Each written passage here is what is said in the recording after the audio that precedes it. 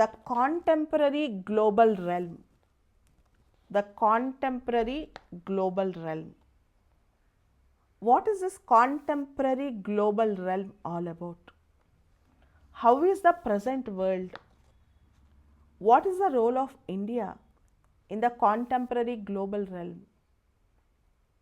Coming to the point, the term contemporary realm is we need to discuss the global issues in the current day, particularly how the things are going on before COVID and after COVID, and the present century, 21st century particularly.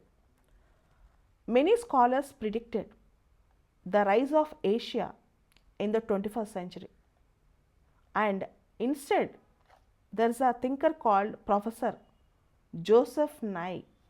He called it as recovery of Asia. So there are two words, rise of Asia, recovery of Asia. Realm, contemporary realm, it might be maritime, it might be terrestrial, it might be technological, it might be cultural. And where does India stand in the entire contemporary global issues? So I have observed few tendencies in the contemporary global realm in the perspective of international relations and in the perspective of India and Indo-Pacific. Let's see what are the issues that are flaring up, what are the issues that are coming up in the contemporary world. The first issue I am observing is rising protectionism and barriers to trade and immigration. Vaccine nationalism, trade wars, hyper nationalism, we are observing the protectionist tendencies in various countries in the world. This preference is a great setback to globalism, and also it is increasing the north to south divide also, global north and global south. The first point is we are seeing in the contemporary realm the rising protectionism in various countries and also encouraging trade barriers in their countries. So imposing more and more customs duties, not allowing foreign goods, not allowing migrations and immigrants. The trend like America is for Americans, Germany is for Germans, Britain is for only for Britishers. You have seen the trends like till recently the Trump's policies, anti-immigration policies, the Brexit, why it has happened, all these things, and the growing trend of rightist politics in the world, the end of ideology debate. These two things.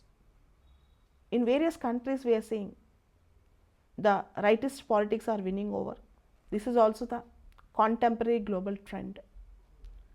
The next important trend which I have observed is the rise of China and Chinese expansionism. The rise of China and Chinese expansionism and consequent global counter consolidation. If you see China and Chinese aggrandizement policies, how China is silently doing that. First is string of pearls policy. China is trying to encircle India in the Indian Ocean itself. China is trying to counter India in the Indian Ocean itself. India is a queen of Indian Ocean and we call it as a subcontinent. But China, in the name of infrastructure development, port development, is trying to encircle India. For example, in Myanmar, Coco Islands, in Bangladesh, Chittagong port, in Sri Lanka, Hambantota port, in Pakistan, Gwadar port.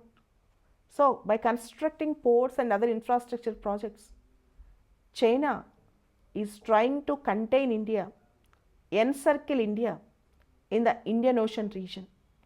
This is the thing we need to understand. And China is also actively pursuing OBOR, One Belt, One Road policy. The long-term goal of China is by 2049-2050, it aims to become the global power. It wanted to dominate all the countries. So the hidden agenda of China is this. You all know the famous statement, bide your time, hide your strength, never claim leadership, Deng Xiaoping said. So that is China's strategy. You have observed that China have territorial issues with all its neighbors, almost with all its neighbors countries. Recently, Chinese intrusions into Galwan Valley and how India tried to deal with it. See, 1962 how China attacked India. From 1962 till date, how it is trying to assert its role. China is claiming the entire state of Arunachal Pradesh. So, Chinese aggrandizement, Chinese quest for territorial expansion never ends. And to counter China, it is not that only India is taking a call. There is a group called Quad, QUAD, Quadrilateral Security Dialogue. India, Japan, America and Australia, they had a Quad, particularly to maintain rule-based international architecture, to give respect to international law, and to also protect maritime security. As you all know, China have ambitions not only territorial but also maritime. China is claiming the important regions in the South China Sea also. So we need the rule-based international order. We need the rule-based international architecture. And America started pivot to Asia policy also in this respect. As you all know that world politics are also shifting from Atlantic to Pacific. You have observed world politics are shifting from Atlantic to Pacific, not only to counter China, but the century is Asian century. And the formation of Quad, and if you see by 2050, the topmost economies in the world are not from Atlantic but from Pacific. Almost all the top economies, I think except America, even Goldman Sachs survey also says like this. So the important issue is the contemporary global politics is Chinese expansionism and Chinese aggrandizement. Coming to other issues in the contemporary global realm, we have observed the American presidential elections in the recent past, Joe Biden's victory, and how tough it have become to deal with these elections even for America and American people, and reversal of Trump's policies in America is a trend I am observing now. One is America rejoining in Paris Climate Deal, America rejoining in UN Human Rights Council, America rejoining in World Health Organization, all these things. And but whoever is the president of America, American hegemony in world politics continues. Day before yesterday we have seen American attacks on Syria. So it might be Democratic government, it might be Republican government, the hegemony always continues. So the recent examples how Joe Biden warned Iran by attacking Syria. So presently we have to wait and see how Joe Biden is going to act with India and what is his policy towards India. But still, for America today, India is very, very important. You have seen the recent signing of BECA, Gismova, Lemova, BECA, all these agreements, logistic agreements, are playing a crucial role in India-US relations. Particularly from 2001 onwards, America started war against terrorism, for which India is also working for. Very, very important for this partnership. And the next important trend in 2020 and 2021 beginning, which I have observed in global realm, is growing environmental disasters which affected entire world, entire regions. So environment and disasters, they don't follow or adhere the rules of territorial boundaries. So they go beyond borders, they go beyond boundaries. So the present contemporary realm is facing tough in environment. Bushfires, wildfires, Amazon forest fires, and the pandemics and the disasters. And we are observing increased frequency of disasters due to climate change also. In India, if you see India specific, locust attacks, floods, drought, and even you have seen natural calamities in India, Uttarakhand disasters, landslide, avalanches, all these things in a single year. So in the contemporary realm, environment is a major concern, and climate and disasters are interlinked topics. So we need to have an urgent climate deal immediately. The world countries have to take action. They need to protect global commons.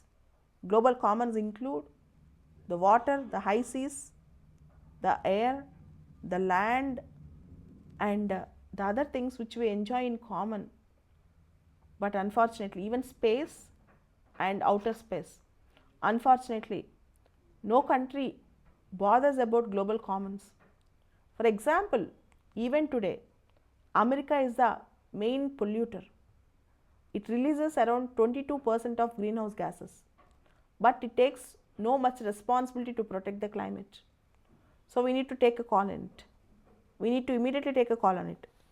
And in global commons, you have one more aspect, cyberspace.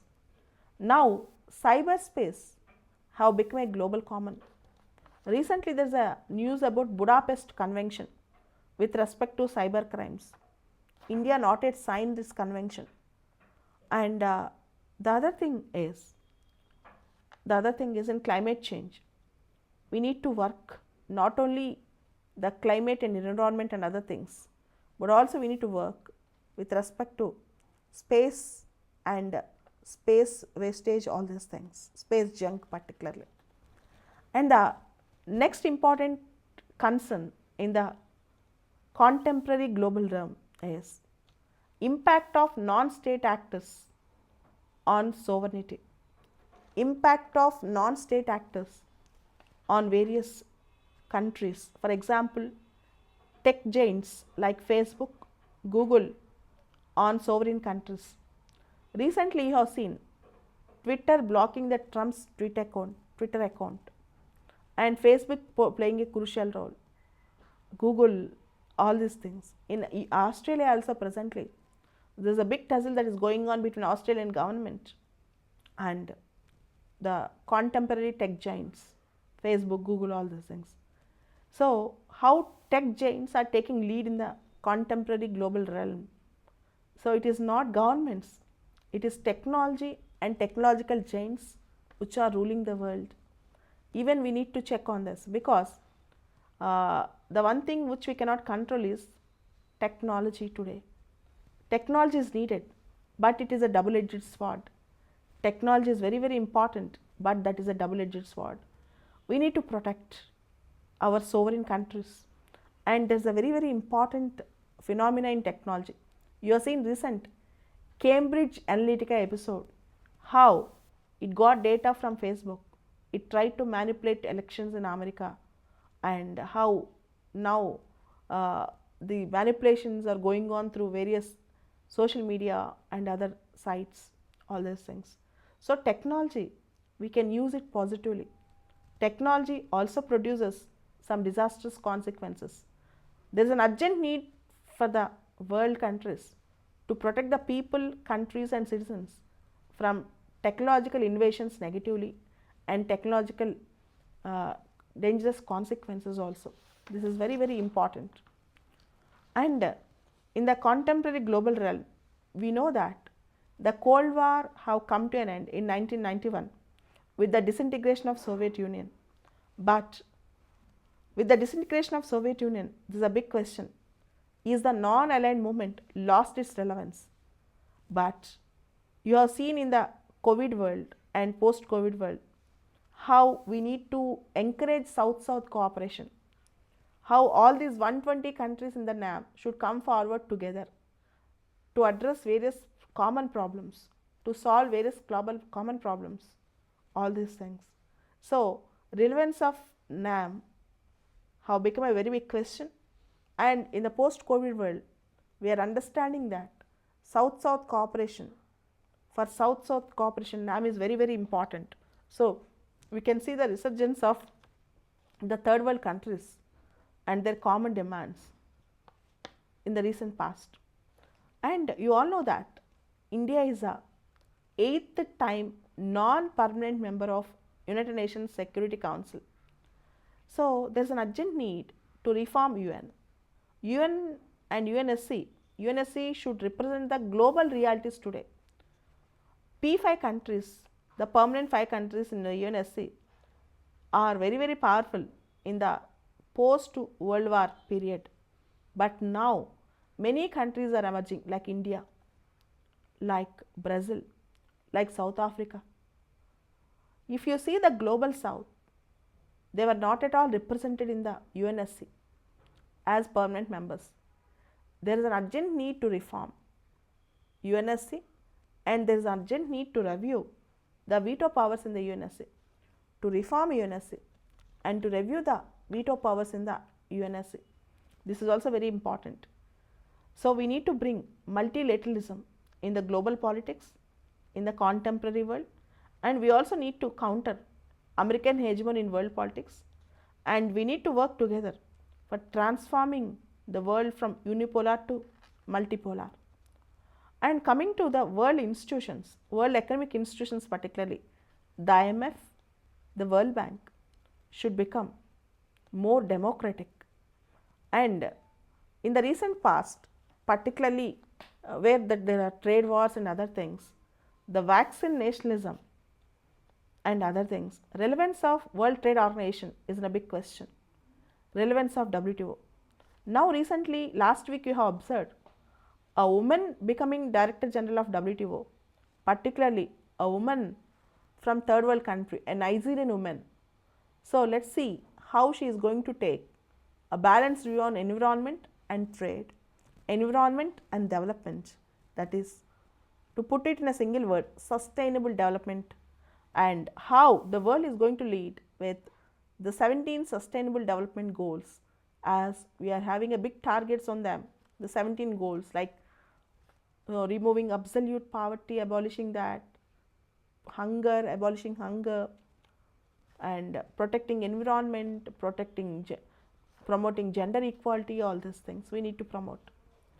And the entire world is now in the contemporary politics, in the contemporary realm, we are seeing a new chapter called intellectual property rights, where the developed countries and countries supporting their MNCs, multinational companies in the developed countries, they are trying to corner all the IPRs for all the important things, and the poor countries are lagging behind.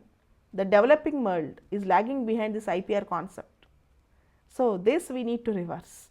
The countries like India, the countries like Brazil, the third world countries should take a lead in IPRs. They should not leave the complete room to the rich countries and the developed countries. Particularly here, there is a concept, MNCs, particularly pharmaceutical companies, they are trying to eat away whatever left in the third world countries. This is pathetic. And you have seen, just now I told, technological giants.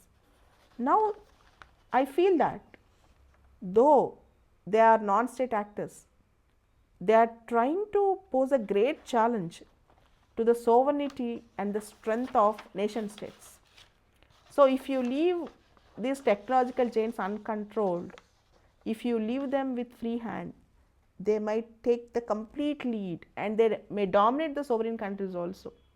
So immediately there is urgent need in the contemporary global realm that there should be guidelines and regulations, and all countries should come together and take a concerted action on this. And in the recent past, we have seen many issues. The biggest issue, according to me, in the contemporary realm is terrorism, state sponsored terrorism. In the year 1996 itself, India introduced a resolution in the UN General Assembly, Comprehensive Convention on International Terrorism. It is the 25th year of CCIT, introduction of CCIT, but the resolution is not passed. The one thing the world is facing, the one big thing is terrorism, but unfortunately, there is no holistic convention or international law to deal with all sorts of terrorism, and there is no commonality in the definition of common agreement in the definition of terrorist also. This is the situation in the world. The CCIT is not yet passed, is not yet approved, agreed, and the world is facing racism, xenophobia. See, Indians are beaten up in Australia, Africans are beaten up in India, blacks are beaten up in America, the George Floyd incident, Black Lives Matter movement. What is this in the 21st century? As we all know, everybody's blood is red in color. Humanity should come first, rather than color, region, race, caste, all these things. From local level to international level, we are seeing this differences within and among humans and humanity. This should be stopped immediately. Humans and human beings, human race is always the first, should always come with togetherness. That's very important. And the other thing in the contemporary realm is arms race. India, China, Russia, America, arms race. So at least there should be some common agreements with respect to reducing the arms, disarmament, particularly reducing nuclear disarmament, all these things. Everybody should have that responsibility. Every country should take up that responsibility. So disarmament is a need of the hour. You are seeing the piling of arms, how various countries, you have seen the condition in Russia also during Cold War period, how Russia spent a lot of money for preparing so many equipments, weapons, arms, and finally it is selling off. So it is always a white elephant, but always needed, no doubt about it. But if every country is peaceful, if every country follows a self-restraint, we can minimize our arms, weapons, and we can use that money for welfare. And you have seen in the world, new pandemics, new epidemics are coming up. Bird flu, swine flu, corona, COVID. So we need to work on new medicines, new vaccines, and we need to predict new diseases, and we should be prepared. We should be prepared for any eventuality. See, corona taught us a lesson, how vulnerable we are. We have seen the advancements of science and technology. We are going to the moon, we reached space, but we could not conquer the corona even till date. Nobody knows how it affects exactly till date. So this is a mystery in the world. This is a vulnerability in the world. And disease, drugs, malnourishment, hunger, poverty in the third world, in the contemporary global realm, this is the reality. Even in the 21st century, people are starving. Even in the 21st century, people cannot afford medicines. Even in the 21st century, students in various countries cannot afford education. So this is a situation which the humanity has to feel really ashamed of. In the world today, we are observing technologically, educationally, developmentally, health-wise, north-south divide, global north and global south. The difference, we can bridge the gap, but who has to bell the cat? Unless the rich countries, unless the developed countries have that aim to bridge the gap between the global north and global south by funding, by technology transfer, by helping, by addressing the poor countries' concerns, how come we can bridge the gap between the global north and global south. And the trend we are seeing by 1950s and 1960s in the world, almost the colonialism got an end. It have come to an end. Imperialism have come to an end. But the trend is now neo-colonialism and neo-imperialism. The trend we are observing now is neo-colonialism and neo-imperialism, a new form of colonialism where MNCs are coming and dominating, putting conditions to the sovereign countries, and new free trade agreements are controlling everything. And I can tell you a best example, Scramble for Africa. You all know that almost the entire African nation, entire African continent, all the nations in Africa got colonized almost, and they got decolonized also. But now the trend is Scramble for Africa. The rich countries, the Britain, France, all these countries are going to Africa. Their MNCs are going to Africa, investing in Africa and exploiting the natural resources, human resources in Africa. The new term that was coined is Scramble for Africa. Scramble. So now the quest is, what we need is multipolar world order. The multipolar world order. Now, what is India's role? What is India's role? And what initiatives India should take to play a more proactive role in the global politics?